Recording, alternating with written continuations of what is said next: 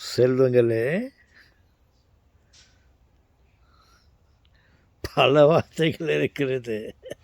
என் அன்புகளே, நான் இங்கே உக்காந்து ஏதோ யோசிச்சுக்கின்னு என்னுடைய பழைய வீடியோவை நானே போட்டு நான் என்னெல்லாம் பேசியிருக்கிறோம், எப்படி பேசியிருக்கிறேன், இதில் ஏதாவது குறைபாடுகள் இருக்கிறதா, தவறாக பேசியிருக்கிறோமா, இதில் என்ன முன்னேற்றத்தை சேர்க்க வேண்டும், என் பாட்டுக்கு எனக்கு மனசில் வந்த மாதிரி பேசியிருக்கிறேன்னா அதை மற்றவங்க விரும்புவாங்களா அப்படின்ட்டு என்னுடைய அத்தனை வீடியோவில் சில வீடியோங்களை நான் ப்ளே பண்ணின்னு அப்படியே யோசிச்சுட்டேன். அப்புறம் அப்படியே யோசனை என்னுடைய எதிரில் இங்கே தேவத்தாய், இறைவனுடைய தாய், இறைவனுக்குத்தான் அவர்கள் தாய். ஆனால் அதை இறைவன் மனிதனாக இருந்து இருக்கும் பொழுது நமது மீது கருணை கொண்டு அவருடைய தாயை நாம் விட்டு விட்டு போகிறோமே, அவர்களை நமக்கு தாயாக கொடுத்து விட்டு செல்லலாமே, அப்படி என்கின்ற அந்த இரக்கம் தருவாயிலிருந்த இறைவனுக்கும் மனதில் தோன்றி அவர் நம்மில் ஒருவரான ஒரு மனிதரிடம்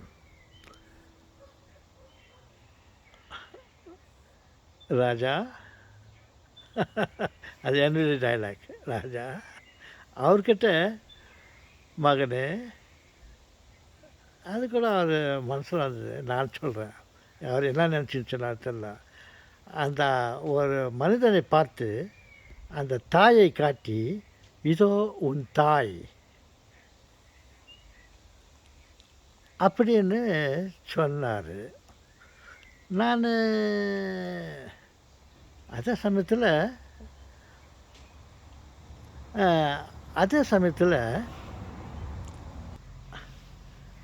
நமக்குத்தான் அவருடைய அம்மாவை ஏதோ உன் தாய் சொல்லி கொடுத்தாரு. அதே சமயத்தில் அவங்களையும் அவர் அனாதை விட்டுட்டு போல அந்த மாதா கட்டியும் அவங்களுடைய அம்மா கட்டியும் இதோ உன் மகன், இதோ உன் மகன் சொல்லிட்டு நம்ம அவர்களுக்கு அறிமுகப்படுத்திட்டு, அதே சமயத்தில் அவர் அவங்களுக்கு நம்மளுக்கு அதோ உன் தாய், உனக்கு தாயை தருகிறேன், உனக்கு மகனை தருகிறேன் என்று சொல்லிவிட்டு அவர் இறக்க போனார். அதற்கு முன்னேயும் ஒரு முக்கியமான விஷயத்தை சொல்லிட்டு போனார்.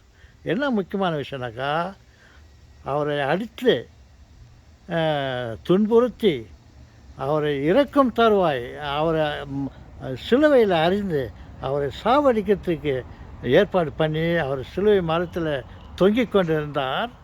அந்த சமயத்தில் போகும்போது கூட அவர் அதுக்கு முன்னே எவ்வளவோ நல்ல காரியங்களெல்லாம் செய்தார்.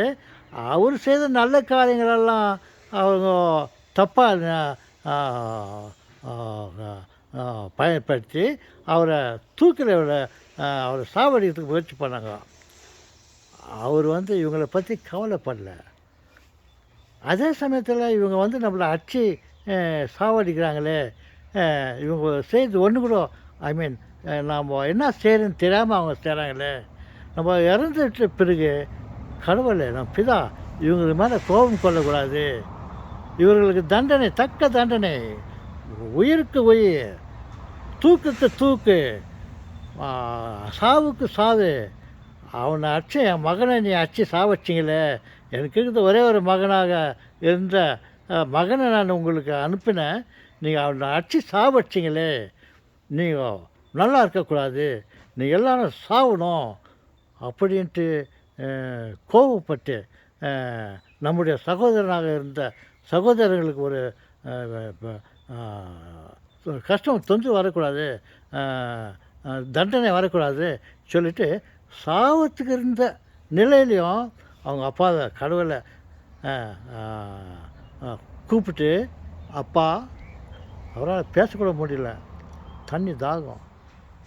அப்போ கூட சொன்னார், நான் ரொம்ப தாகமாக இருக்கிறேன், எனக்கு கொஞ்சம் தண்ணி கொடுங்கன்னு ஏதோ கேட்டார். அவன் எவனோ ஒருத்தன் வந்து ஒரு கப்பில் ஒரு கஷாயம், ஒரு கசப்பான ஒரு பானத்தை கப்பில் கொட்டு அவர் வாயில் தொலைச்சான்.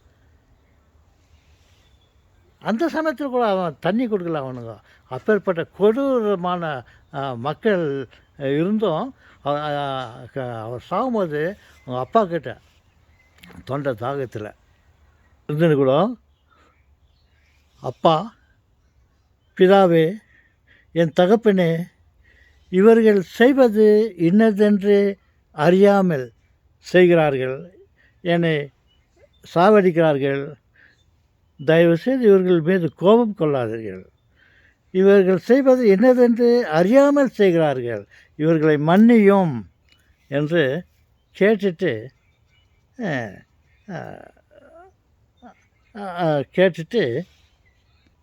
அந்த சமயத்தில் தான் அவர் வந்து இந்த மாதிரி நம்மளை காட்டி, இதோ உன் தாய்,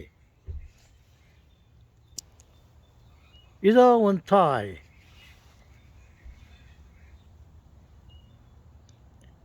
இதோ உன் அம்மா நமக்கு கொடுத்துட்டு நம்மளை காட்டி, இதோ உன் மகன் என்ன அவருக்கு அவங்க மாதாவுக்கு அவங்க அம்மாவுக்கு அறிமுகப்படுத்திட்டு இறந்து போனார். அப்படி இருக்கும்போது நான் நேற்று ஒரு வீடியோவில் பேசும்போது சும்மா ஒரு வேடிக்கைக்காக, இந்த சமயத்திலேயே வேடிக்கையாக பேச வேண்டும் என்று கேட்காதீர்கள்.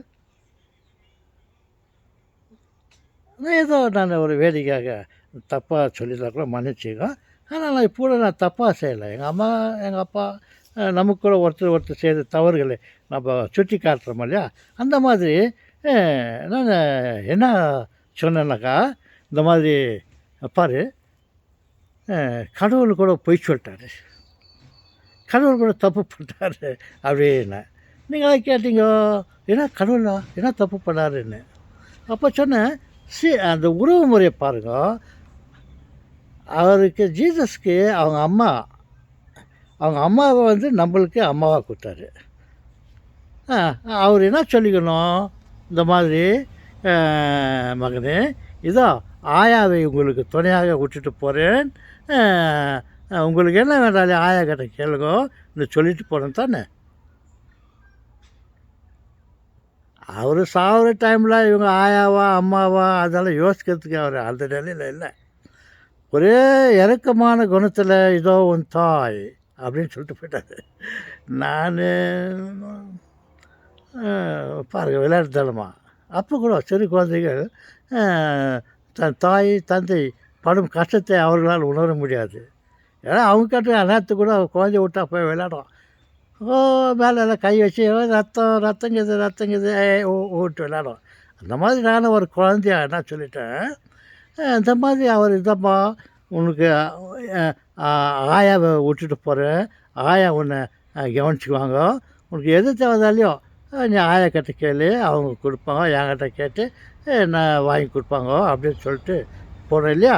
அவர் வந்து இதோ உன் தாய் சொல்லிவிட்டு என்னை ஏமாற்றிட்டு போய்டுறாரு. எங்கடாக்குறாங்க அம்மான்னு பார்த்தாக்கா ஆயா ஆகிடுவோம். நம்ம உறவு முறையில் என்ன வருது, அவருக்கு அம்மா, எனக்கு என்ன வேணும், ஆயா தாத்தா பாட்டி, அப்படித்தானே. அவர் வந்து அம்மான்னு சொல்லி போய் சொல்லிட்டு போயிட்டார் அப்படின்ட்டு ஒரு வேடிக்கையாக ஒரு நேற்று ஒரு வீடியோவில் சொன்னேன். ஓகே, ஏதோ உங்கள்கிட்ட பேசணுமே சொல்லிட்டு நான் இவ்வளோ நேரம் பேசிட்டு இருந்தேன். மீண்டும் ஒரு வேடிக்கையான பேச்சுகள் நான் பேசுகிறது தயவுசெய்து தப்பாக நினைக்காதீங்கோ. நான் உந்தன் வீட்டு பிள்ளை, நான் உன் சகோதரன். நான் எதாவது தப்பு தப்பாக சொல்லியிருந்தா கூட எந்த நிலையிலையும் நீ தப்பு செய்த நீ பொய் சொன்ன சொல்லிட்டு என் மீது கோபம் கொள்ளாதீர்கள். இது ஒரு வேண்டுகோள். ஓகே, வணக்கம்.